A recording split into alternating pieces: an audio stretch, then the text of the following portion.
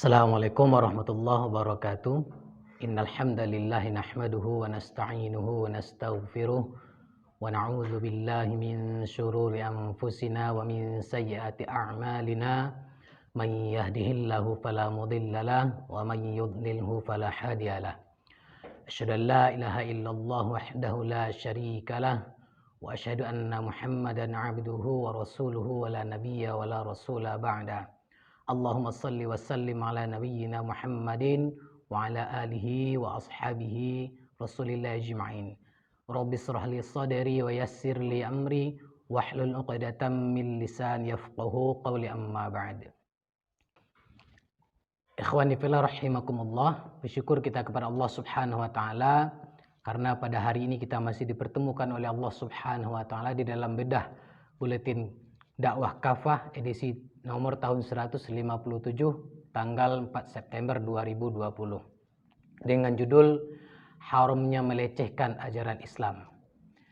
Ikhwani fillah rahimakumullah, pelecehan atau al-istihza secara bahasa berarti asy-syukhriyah, ejekan atau cemoohan atau menyatakan kurang, tanakus. Hujatul Islam Imam Al-Ghazali di dalam Ihya Ulumuddin mengatakan bahwasanya makna asy-syukhriyah adalah merendahkan dan meremehkan serta menyoroti aib dan kekurangan. Penistaan terhadap agama, al-istihza bi'ad-din, bisa dimaknai penghinaan dan cemoohan kepada Allah Subhanahu wa taala atau penghinaan dan ejekan kepada baginda Rasulullah Muhammad sallallahu alaihi wasallam atau penghinaan dan pengejekan terhadap ajaran-ajaran Islam. Ikhwani fillah rahimakumullah, ini juga bisa dimaknai menampakkan sesuatu akidah atau keyakinan, perbuatan atau ucapan yang menunjukkan tikaman terhadap agama dan meremehkannya, melecehkan Allah Subhanahu wa taala dan para rasulnya. Ikhwani fillah rahimakumullah, pelecehan atau al-istihza terhadap ajaran Islam ini sudah sering muncul dan bahkan sudah berulang kali dengan beragam macam bentuk dan kemudian ekspresinya. Menghina Allah Subhanahu wa taala misalkan, menistakan dan melecehkan Nabi SAW, merendahkan dan menistakan Al-Quran, malaikat, istri-istri Nabi SAW, dan bahkan juga merendahkan ahlul bait beliau. Penistaan terhadap agama juga bisa dalam bentuk melecehkan dan menjelek-jelekkan Islam dan syariahnya, seperti mensifati Islam dengan syariah sebagai biadab, brutal, bengis, bahkan kemudian mencerminkan keterbelakangan serta sifat-sifat buruk dan jahat lainnya.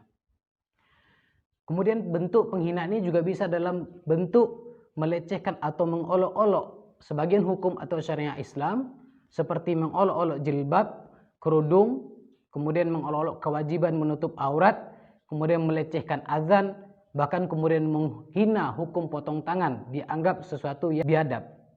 Kemudian juga mengejek-ngejek orang-orang yang menghindari pacaran atau perzinahan. Bisa juga dalam bentuk menistakan sebagian ajaran agama Islam seperti jihad dan khilafah. Menstigma negatifkan jihad dan khilafah yang merupakan bagian daripada ajaran agama Islam dengan menuding keduanya sebagai ancaman, kemudian sebagai pemecah belah umat, keterbelakangan dan kemunduran. Ikhwani fillah rahimakumullah, pada masa Rasulullah SAW, penistaan agama Islam itu merupakan perilaku orang-orang kafir dan orang musyrik, termasuk juga perilaku orang ahlul kitab.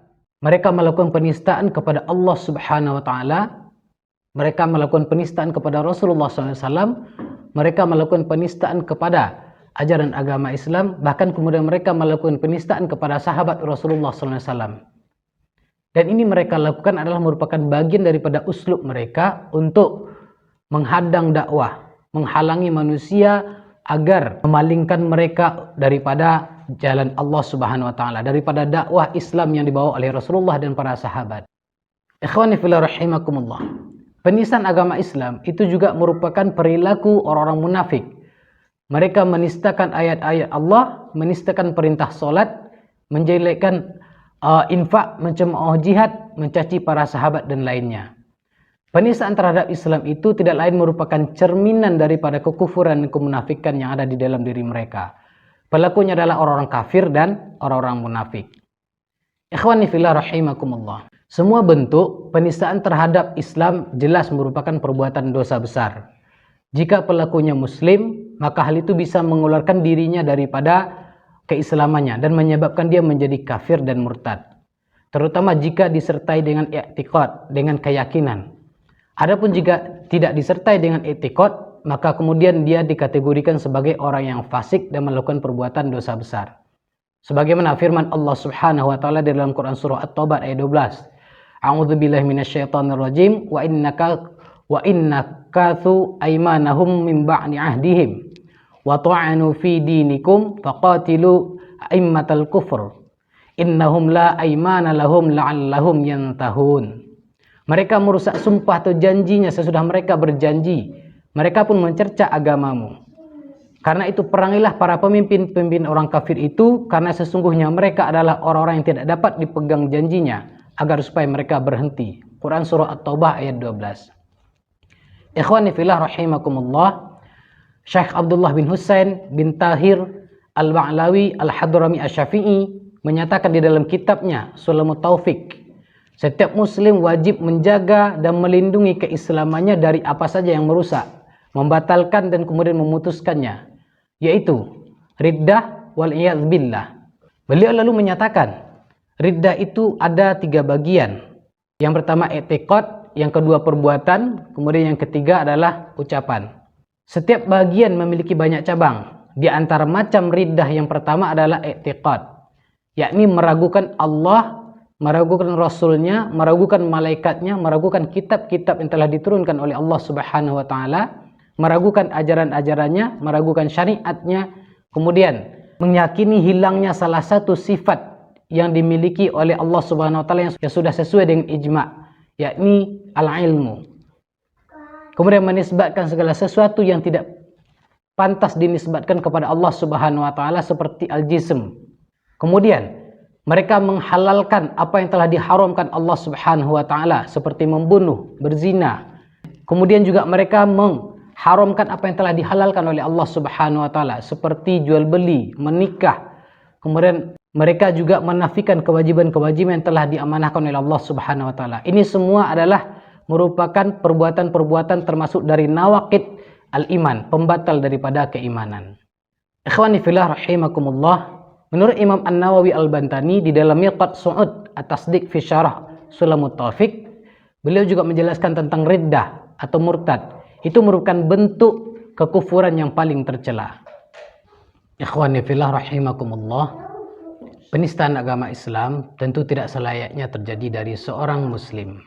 Sebab hal itu bertentangan dengan ketakwaan yang ada di dalam dirinya. Sebaliknya, ketakwaan dirinya justru akan melahirkan sikap mengagungkan Islam, hukum Islam, syiar dan ajaran-ajaran Islam. Allah Subhanahu wa taala berfirman di dalam Quran surah Al-Hajj ayat 32, A'udzubillahi minasyaitonirrajim. Bismillahirrahmanirrahim. Dzalika wa may yu'azzim sya'airallah fa innaha min taqwil qulub. Demikianlah perintah Allah, siapa saja yang mengagungkan syiar-syiar Allah, sungguh itu timbul dari ketakwaan kalbu atau hatinya. Ikhwani fillah rahimakumullah, Imam Abul Hasan Al-Mawardi di dalam tafsirnya An-Naktu wa Al-Uyun, tafsir Al-Mawardi mengatakan terkait sya'airullah ada 2 pendapat. Pertama, berbagi kefarduan Allah. Kedua, ajaran-ajaran agamanya.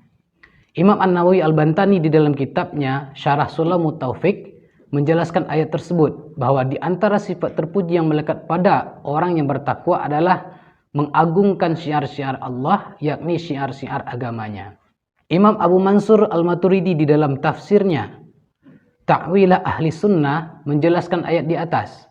Siapa saja yang mengagungkan syiar-syiar Allah dengan perbuatan lahiriah, maka pengagungan itu muncul dari ketakwaan hati.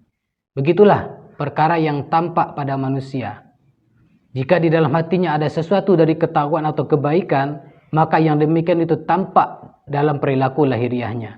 Demikian juga keburukan. Jika ada di dalam hati, maka tampak pada perilaku lahiriahnya. Ikhwani fillah rahimakumullah, demikianlah yang bisa kami sampaikan pada kesempatan yang berbahagia ini berkenaan dengan Buletin Dakwah Kafah edisi nomor 157. Demikian, wabillahi taufiq wal hidayah. Wassalamualaikum warahmatullahi wabarakatuh.